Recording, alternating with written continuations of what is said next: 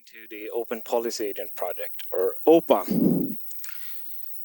And yeah, I hope you like it. The last time I was in a police station, they liked me so much, so I had to spend the night there. But I hope I'll get back to my hotel today. So yeah, I'm Anders. I work as a developer advocate at Styra, which is the founders of the OPA project.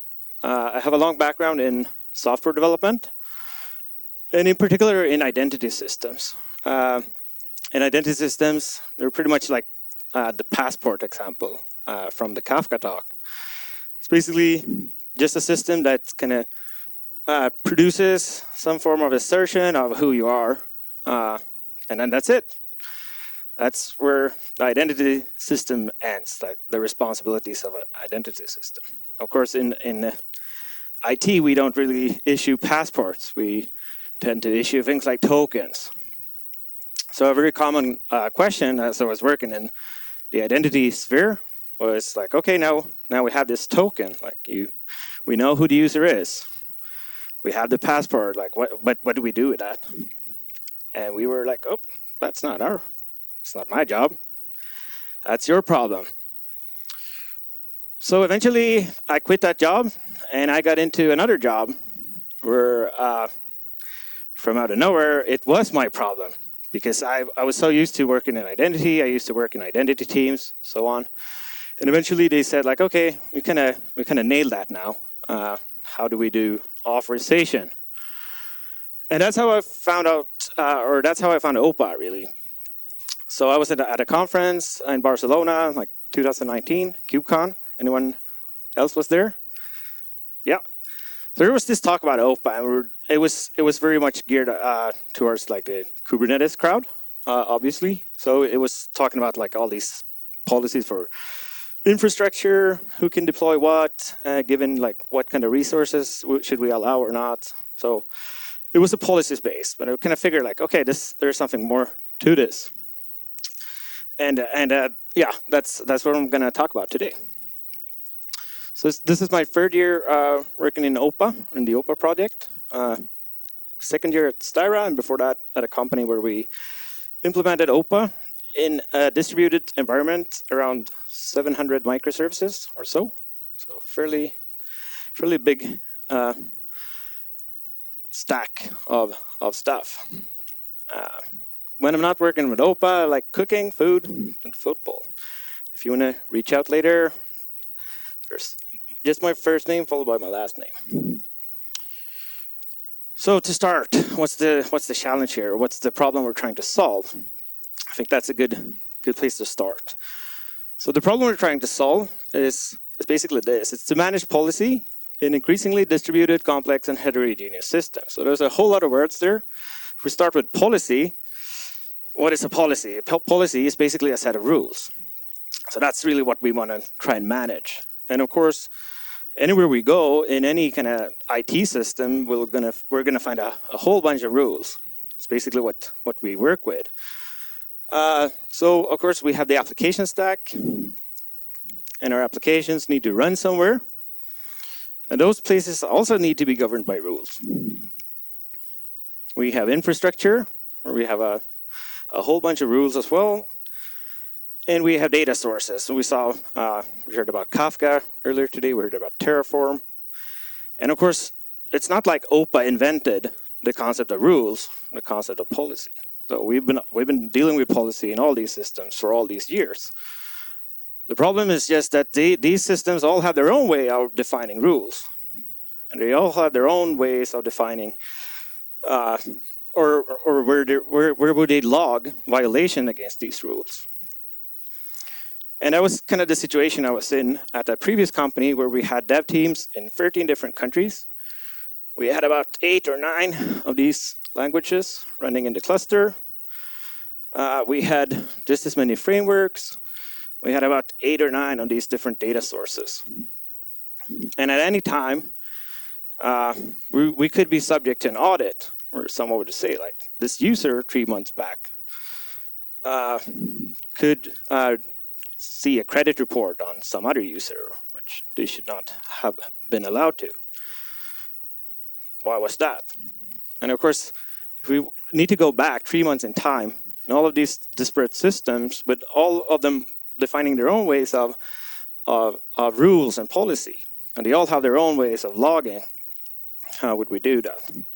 So that was basically the challenge we were trying to solve there. So the goal of the OPA project is really to unify policy and policy enforcement across the whole stack. So basically all of these things that we wanted at the time, OPA provided. So OPA, it's an open source general purpose policy engine. And when we say a policy engine, it basically means like it's an engine running, you load it with policy, you ask it a question, you get back a response. It provides a unified toolset and a framework for working with policy across the whole stack. So any of these technologies, OPA is a good fit. It decouples policy from application logic.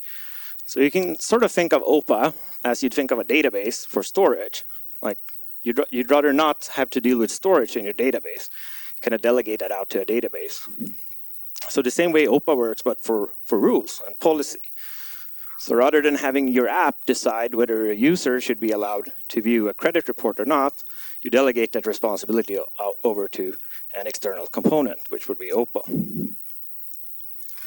So OPA separates policy decisions from policy enforcement. So while OPA can tell you this user should not be allowed, or this piece of infrastructure should not be deployed to our clusters, it's not gonna do anything about it. That's still up to your application, because and that's obviously what we call enforcement, and that's very context specific what that could be. If it's a REST API, you might return a 403 response. If it's a Terraform plan, you might just fail the plan or send an email somewhere, and so on. So the enforcement part is not really the domain of OPA. OPA is a policy engine. It serves you decisions, but it's up to you to act on those. So policies, they're written in a declarative language. It's called Regal, and we'll give you a little demo of that in a bit. So since it's a general purpose policy engine, you see use cases everywhere. The most popular ones or common ones are probably Kubernetes admission control. It's microservice authorization or just app authorization. It's infrastructure policies, data source access control and data source filtering. CI/CD pipeline policies, and many, many more. So basically anywhere you can think of rules, you can think of OPA.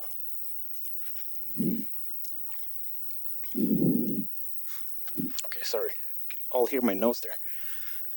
So OPA it's a vibrant open source community. We have over 300 contributors.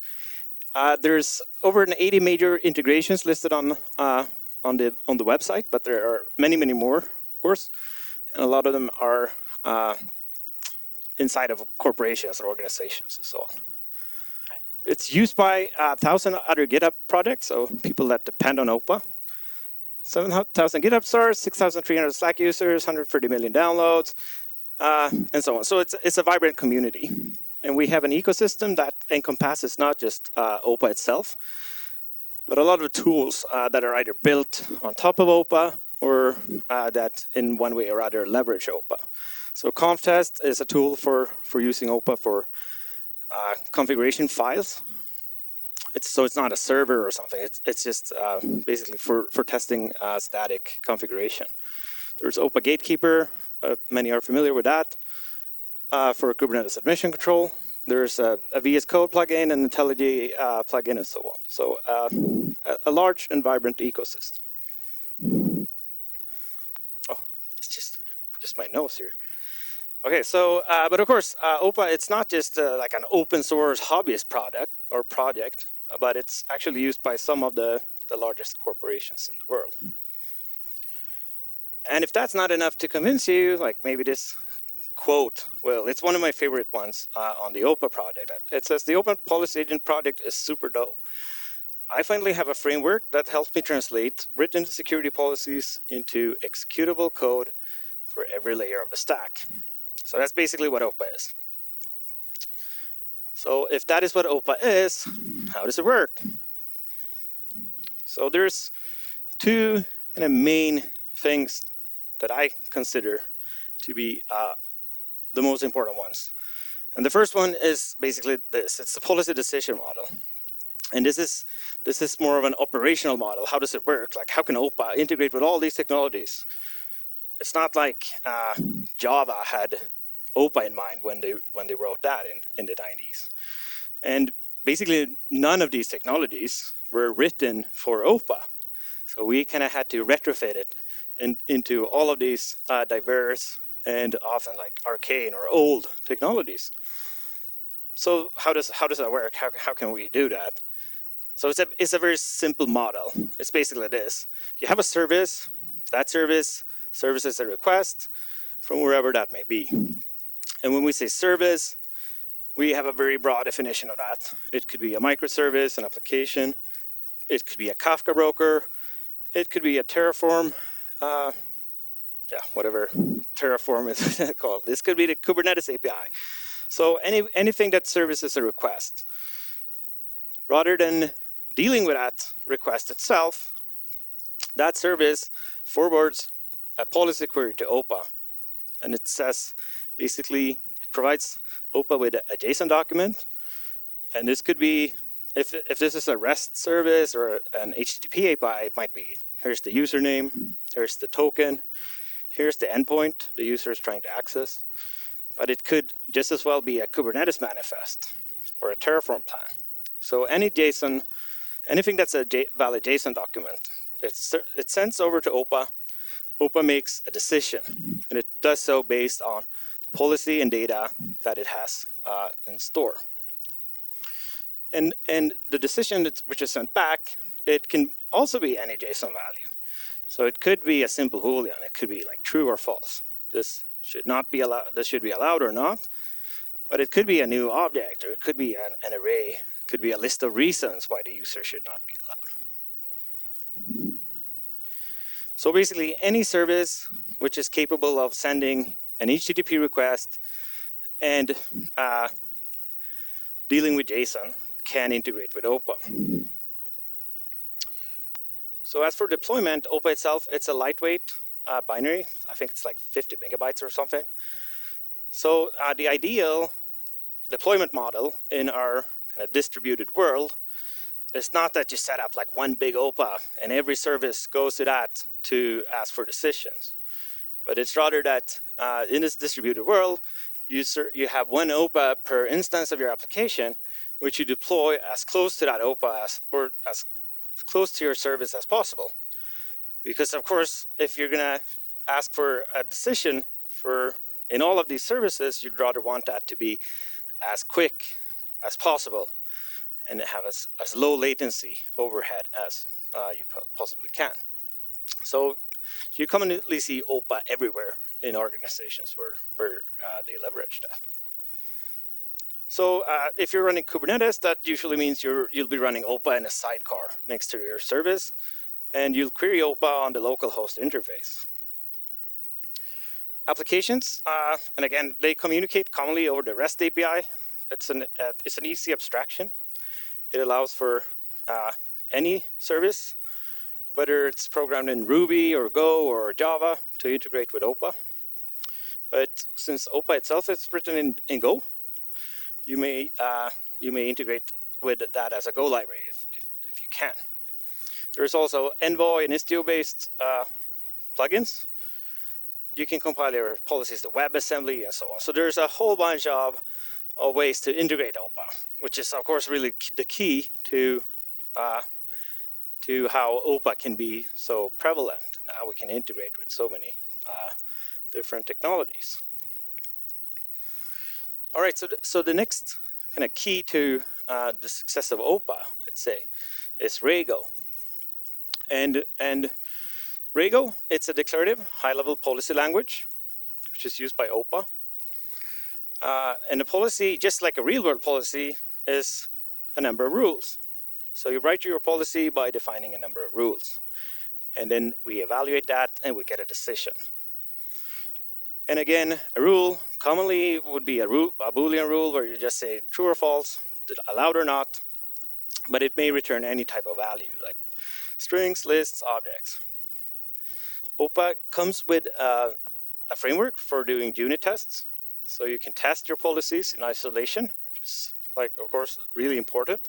If you want to delegate that responsibility to another component, you want to make sure that it's well tested. It's a well-documented project. Of course, I'm a bit biased here since I wrote a lot of these docs. And there's a playground available, so you can try it out without even having OPA on your computer. So at this point, I figured we should hop out for a demo. See if the demo gods are on our side today. So the first thing I'm going to do here is I'm going to create a little Regal file. I'm just going to call it policy.rego. The first thing to do is to create a package. Is it big enough, or should I? It's good. In this case, I'm just going to call it policy. It could really be named anything. So a package is basically just a namespace or a module or what have you. So we said before that a policy is basically just a set of rules. So how would we go about defining these rules? And what is the anatomy of a rule? So the first thing we'd need is a name. So in this case, I'm going to create a rule, which is called allow. And the way Regal works, or OPA works with policy, is a rule is basically an if-then statement, right? That's basically what a rule is. If something, then do something. That is a rule, right? So any if you think about it, it's basically a policy. But since this is kind of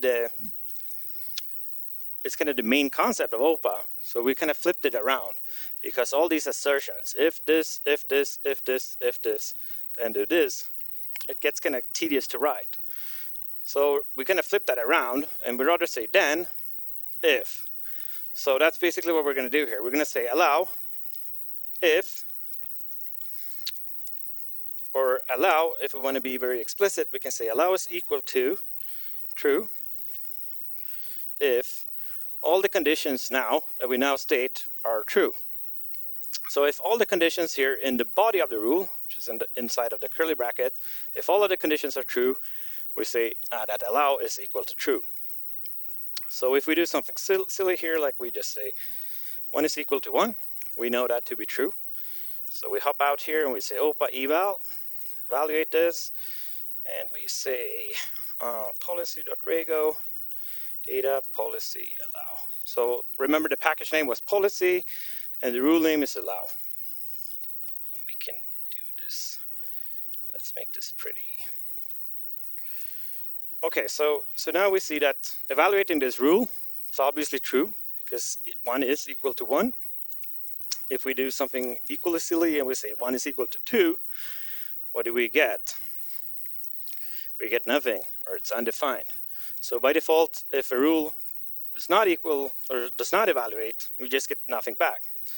So that might not be what we want. A pretty good default in any kind of security policy would be to have a default. So we're going to say by default, allow is equal to false. And if we evaluate this now, we see that, yeah, that it is. So far so good, but it's already theoretical at this point. So what we would have in any real kind of scenario is some kind of input data, because the user or the service would need to provide us with something so that we can make a decision. So let's provide it with some input data. I'm going to create a file here. And remember, anything that's a valid JSON is a valid query to OPA. So we're just going to simulate that we are a REST API or an HTTP service, and we might have a request coming in to that service. That request probably has a method. I'm just going to say that this is a get method. And there's probably going to be a path involved as well. We could write that as a string, but I kind of prefer to use an array with all the path components. So I'm just going to say it's a GET request to the user's endpoint. And there's a user making this request. Some name. Let's call it Anders. The user might have some roles as well. Might be a developer. And that's it. So this is a fairly realistic input. You have a service, a request comes in. Some user is trying to access the user's endpoint. They're trying to read all the users. Should we allow them or not? So we forward that request to OPA, provide OPA with any data that would be relevant for a decision. And now it's up to us to write a policy to see that. So what we can do now is, in our policy, we can simply just reference the input variable. It's sort of a global variable, which is available in all OPA policies. So you can just say input dot request, and I think the method was equal to get the input request path. That was an array, so I'm just going to state the first component. If it's equal to users, then allow should be true. So we're basically saying like anyone can read all the users. It's just a list of users. That's fine. It's sort of a public endpoint. We don't want anyone to modify that, but anyone should be able to read that. So okay, I'm just going to add input here. Input. We can see that yeah, we are allowed to do this, since that was basically what we put. But we added here. We changed something here to an output. Try it again. We're no longer allowed. So OPA made a decision, sent back a response, and we can act on that in our service. So that's pretty easy. What about something more advanced? We might, for example, say that any user should be able to modify their own profile, but obviously not profile of anybody else. So that's basically an OR condition, right? We still want everyone to be able to read all the users, but we also want them to be able to modify their own. So how would we go on about adding another rule? It's simple. We just do the same thing we did before. So while the conditions inside of the rule are all ANDed together, they all need to be true in order for the rule to evaluate. The rules themselves, if one of them is true, the decision is going to be true. So that's basically an OR. So in this case, we said any user should be allowed to modify their own profile, and we can say that it's likely to be something like this, right? So we have users / username. So I should be able to send this request, but if I change the path to somebody else, I should no longer be allowed. So what I do then, I just say, okay, so if the input request method is equal to put, then the input request path must be equal to users and the name of the user sending that request. So let's see, input user name.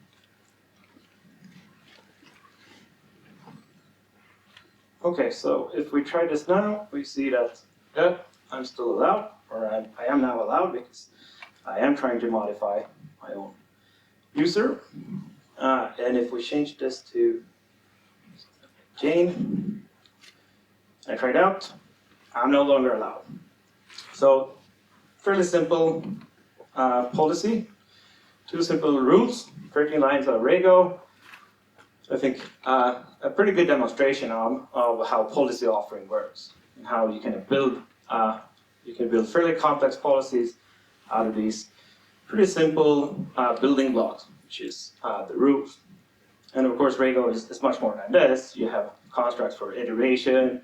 You have over 150 built-in functions for doing like string manipulation or whatnot. So there's obviously a whole lot more than this. But if you understand this, you kind of get the gist of Regal, say. Now, of course, I mentioned in passing before, like policy testing, and I'd like to demonstrate that as well because I think it's one of the kind of key things for me about Regal and why it's such a great thing. So let's try that out as well, because the way I did it up until now is basically just evaluated a rule by rule, provided some input, and this works while you're coding up something. Just try it out, see if it works. But we obviously want to know, like, if we make a change 6 months later, is it going to break anything? So how would we kind of codify these queries into tests? So I'm going to, oh, sorry about that. So I'm going to create another file here. I'm going to call it policy test.regal. The name doesn't matter. It's just convention. I'm going to say package. Let's put it in the same package here. Oh, typo. So how would these tests, what would they look like? They're also just Regal rules. So very simple building blocks. The only thing is like they're prefixed with tests. So the first thing I want to test is just like if I have no input data or nothing, I'm not allowed. So I'm just going to say deny by default. And I'm just going to say not allow. That's basically, I'm just going to evaluate the allow rule, and then I'm going to invert that. So I see like, and if just as any other Regal rule, if all the conditions in this rule passes, or if they're all true, then the test is true or it passes. So if we do this now, we're going to say opa test, and if we do this, we can see like, yeah, indeed, if we don't provide any input data or anything, we get a not allowed response, which is of course a good default. So the next test then, it was to see that any user can read from the user's endpoint. So I'm just going to see any user may read. It's a bit of a tautology here, but okay. So so I'm going to say allow, because that's what we want to assert here, that we are allowed. And obviously we don't have this input JSON file in a test. So how would we go on and express that? We can use a construct called with, which is basically a very basic mocking construct. So we're going to say allow with input as. So we're going to mock the input. And in this case, we're just going to see, we had a JSON document, we said request.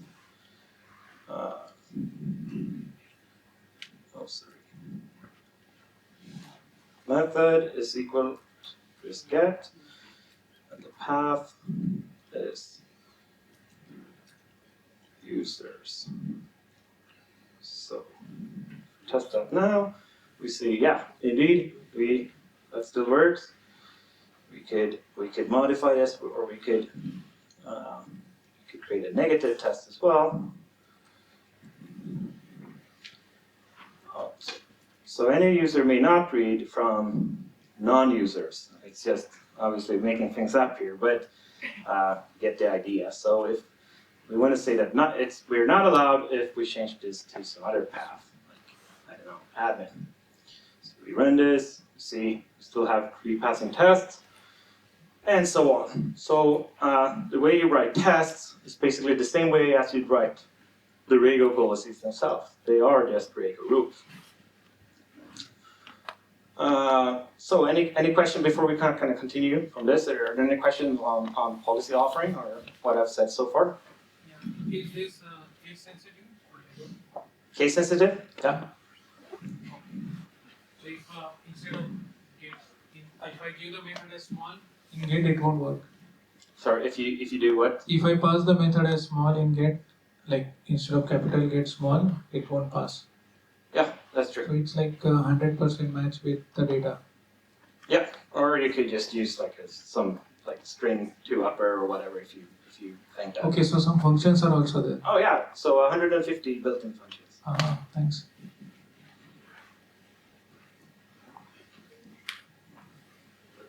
Do you have a demo with the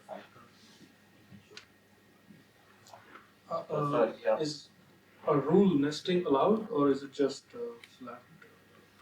Like Right. first No. example. Oh, so the rules themselves are flat. Okay. but you can reference one rule inside of another rule. That's basically what we do here in the tests. Like here, we reference the allow rule. So we might, for example, say something like this: this admin is equal to true if input request, user roles, and I'm going to iterate here over the roles, and if one of them is equal to admin, then the is admin role is true. So what I can do now is I can add another allow rule, which says allow is true if is admin. So now we have another condition where if you're an admin user, you are always allowed, regardless of endpoint or operation. So allow is not keyword. Right? No. Okay. So none of these are keywords. And again, OPA is a general purpose policy engine. So while this makes perfect sense for like authorization to call the rule allow, makes no sense in another system. So there aren't really keywords around that. You can name your rules, whatever works for your type of system. I have a question that in the slides you see you have a lot of like cooperators like Google or other big public cloud providers. Are they using your engine as the policy engine that in their platforms? Oh yeah, for sure. They're using your policy. So some of them are using, or like I guess like most of them are using OPA internally, and some of them like Google and Microsoft are contributors to the OPA project as well, and they use it in various projects, and of their own as well. Some of them public and some of not. There was a question here. Do you have any policies for egress? Egress in what context? In like Istio or? Yeah, you can write that. Do you have like template rules so that it has to be something that resembles something that you can put in a policy instead of like concrete that you're doing now? So something rather than like checking for like equal. It has to have some type of check for this and that, but the concreteness isn't there, so you can just replace the mappings. Yeah, sure. So there are so many ways of doing it, and there's so many things to check for. Like there's a whole class of policy where you kind of check for hierarchical data. Like you might not have a role, but somewhere up in the hierarchy, there's a permission that would allow you to do things like that. So yeah, it's definitely not as static as this, but it's pretty good for demonstration. All right, there will be more questions later. I feel like we're gonna have to hop on here, but all good questions. Let's see here. So that was kind of the hands-on part, and now it's back to the boring slides. So I said a very popular use case for OPA or Regal is Kubernetes admission control. This is like a Kubernetes meetup. Figured it would be good to include this. So how does it work? How does it work in the context of Kubernetes? And we're not talking about like microservice authorization right now, but rather OPA or policy for Kubernetes itself, so the Kubernetes API. So before we kind of delve into OPA, how does the Kubernetes API work? How does authorization and things like that work here? So when a user says something like kubectl apply my resource.yaml, it really happens then, that request is dealt with by the Kubernetes API in a series of modules, which look something like this. So first, the request is, or the user is authenticated, so we know, again, that's the passport or the JSON web token or whatever that might be. Next, the user is authorized, or the request is authorized. You know that the user can do this. And after that, we pass the mutating admission controller and the validating admission controller. And we'll get back to that in a bit. These modules are chainable, so you can have as many authenticators, authorizers, or admission controllers as you wish. And of course, Kubernetes comes with a whole bunch of these modules included. Things like the RBAC module is probably familiar to most of you. But there's a whole bunch of built-in admission controllers as well. So what we're really interested in from an OPA point of view is basically this. if you remember that kind of policy decision model, this is basically it. That's a webhook, right? You have a service. In this case, that's a Kubernetes API. Sending out a request, delegating responsibility to an external component, like OPA. And of course, the response or the request is just JSON. That's the resource.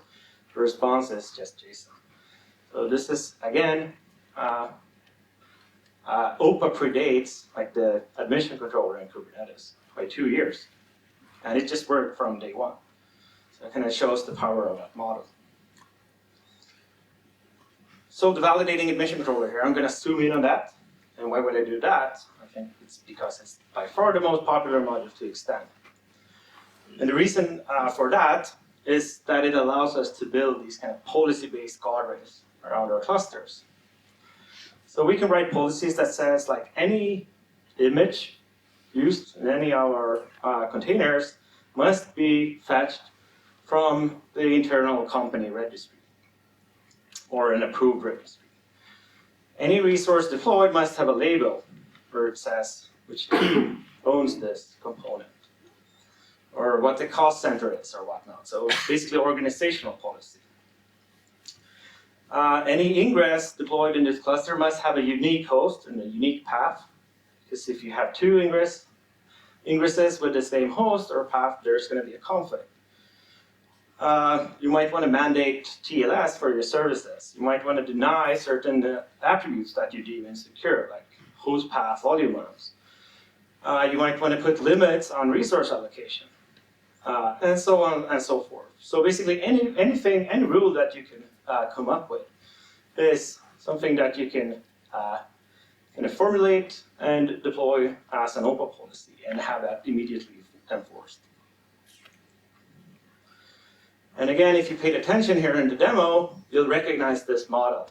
Things look a bit different, but it's pretty much the same. You have some input. In our example, that was a user and a request. Here it's the actual resource being deployed. So someone here is deploying a pod. We have a container, or two containers. And we have a very simple policy. In this case, we have a rule called deny. And in this case, we're not saying equals to true, but we're actually aggregating messages. Because if there are many violations, we don't want just to return one string. We want to return a set of all the violations so that the admin can do something about it. So that's what we're doing here. We're saying we're going to return a deny response if there's not an input request object metadata labels cost center. We don't care if they're like for any particular value here. We just say if it's not there, we should deny the request. And in this case, we return an informative message just saying every resource must have a cost center label. And so the admin is going to see something like that in the output. So it's JSON in, policy in the middle, JSON out. Very simple model.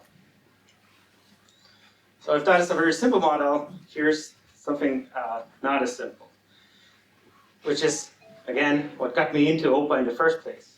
This kind of trying to solve this problem, which is that of distributed authorization. And as you can see here, rather than having like OPA, one central place, we have OPAs everywhere. And why would that be? This is basically what we refer to as the zero trust security model. It means we cannot make any assumptions on identity or permissions of a request or a user or anything else. So the way we used to do authorization is basically we put a gateway over here. So the user presented a token or something like that. We check that in the gateway. And once we did that, it was just an open highway. So any service in here, they just say, we don't need to check this. We bought a gateway. We know the gateway is doing what it should do. So of course, a problem with that model is, of course, if you manage to get past the gateway, it's going to be an open highway, and you can basically do anything. Another problem might be that this service might want to call this service independent of a user or something from the outside. And that's basically going to be unauthorized, or it's not going to be verified at all unless it passes that gateway. So the zero trust security model basically means where do we do authorization? Everywhere. Where do we check authentication? Everywhere. So make no assumptions and trust nobody, basically. So what we see here, the common model for a microservice architecture would be something like this, where you have a user logging in, getting some proof of their identity, commonly a token, provided, and that token follows along in all the requests in this microservice architecture until eventually you fetch some data and push it back. So the OPAs here, again, there's not one big OPA over here because having each of these services called out to an external server, maybe on a different machine, would just be prohibitively expensive.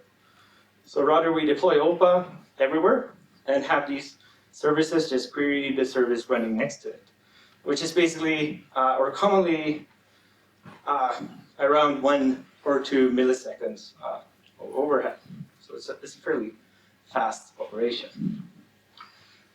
But the policies themselves, you still want to be able to manage centrally. You don't want to have to do like kind of manually deploy or make sure that there's the right policies in each of these services.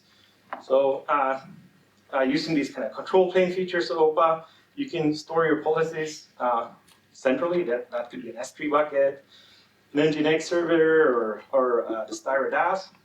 So having your OPAs kind of fetch periodically for policy updates, data updates.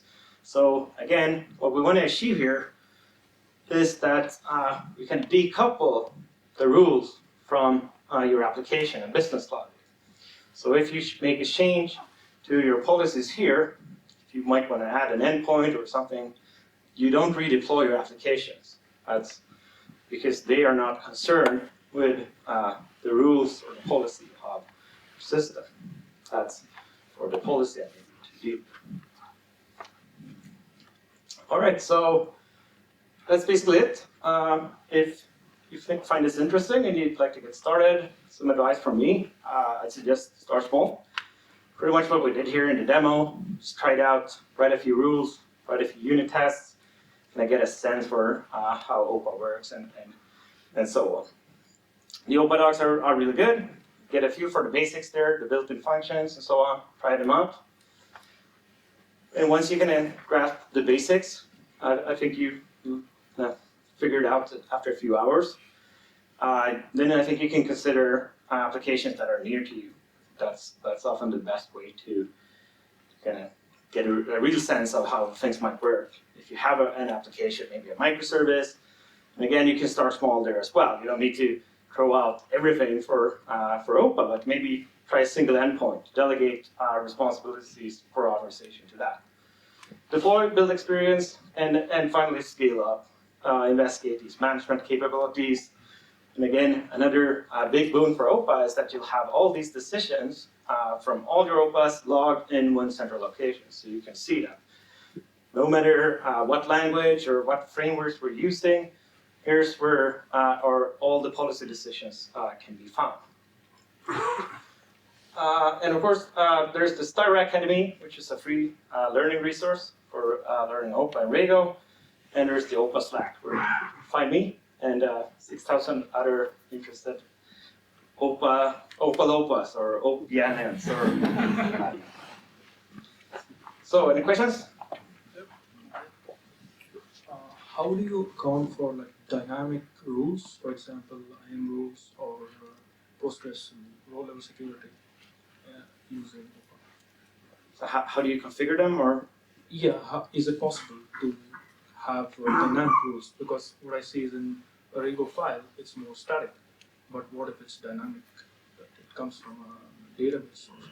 Yeah, sure. So if we back down here, this policy decision model. You see here, like we have policies. So I didn't include that in the demo. What we had in the policy or in the demo was basically we had a policy and we had data from the input.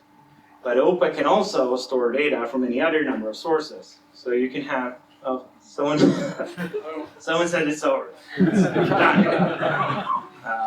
So you can definitely have OPA source data from Postgres or whatever, what have you, in a dynamic way. Yeah. I have just a couple of questions. The one question is, how do you, in a zero trust example, how do you handle the trust, or how do you store the definitions in Kubernetes? Is one question. And the other is, do every request go through the OPA if it's a sidecar setup? Yeah. Yeah. So what you come to do if you're running something like Envoy or Istio, you configure so you have like a proxy in front of your services. Then you'd have that proxy query OPA for decisions. So then your services, they need not be aware at all. They just, when a request makes it to the service, you know that authorization has been handled already. But if you're not running with a proxy in front of your applications, you commonly use like a tiny little library, which is there's a request coming in, send it over to OPA, deal with the response. And the first question was? Yeah, also how do you, because maybe I didn't understand the illustration, but if the policies are stored centrally in Kubernetes, it's just stored as base 64. No, so the policies are basically just stored at any endpoint where OPA can go and fetch them. So it's just a very simple HTTP API really. So that could be an S3 bucket, it could be an Nginx service, it could be another Kubernetes okay, so it's an service. external service from the, okay. Yeah, so just and of course you can run OPA the server as we did here too, like just here's my policy on the file system. Okay. But then you don't get that benefit of having like dynamically reloadable policies. Okay, I actually misread the illustration. Okay. I thought it was you store it at the Kubernetes and then it scales out on that cluster, but not. All right. Yeah. No. So OPA itself is not Kubernetes aware, and that's by design. No, just for the obviously, drawing. integrating with all these technologies, we kind of need to be agnostic. So we can't depend on like there's certain Kubernetes resources or ways of working that we can depend on. So the only thing we depend on is basically HTTP and JSON. That's why it works in so many places. Is there any weaknesses about OPA or challenges that you're trying to overcome? So any weakness or like things that I find which, yeah, I think like a very common complaint or kind of concern is like, oh, there's this whole new language. Why can't we just do this in Java or Python and it's basically that's what we've been doing for all these years. That's what didn't work. Like, and of course, if you have like a really homogeneous organization, it's like everyone is on board on Python or whatnot. Like, go right ahead. But as soon as you kind of start to scale out and you start to introduce all these other components, and it's not just about your application stack, it's about your infrastructure and all these other things we talked about. But of course, if you can maintain that kind of discipline, that all your services share like a single authorization library, they're all logging to some common location and so on. Sure, that could work. I'm wondering a bit about the security because the diagram there, the application is connected to the OPA. How do you like mitigate so something not comes in between and then just says allow back because the application doesn't care as long as it gets it allowed? Yeah. So and part of that is actually this deployment model where OPA is deployed on the local host interface on the same machine. So you basically can't reach OPA from the outside. So OPA is, but of course, if you can get into that machine and kind of modify OPA from there, it's like, then of course you can. So it's never outside of the terminal set. No. And in the cases where you need to run like OPA exposed to the public, then you have all means of protections like TLS and like token authentication and so on. But the normal way of doing it is just like OPA runs on localhost. There's no way to reach it from the outside.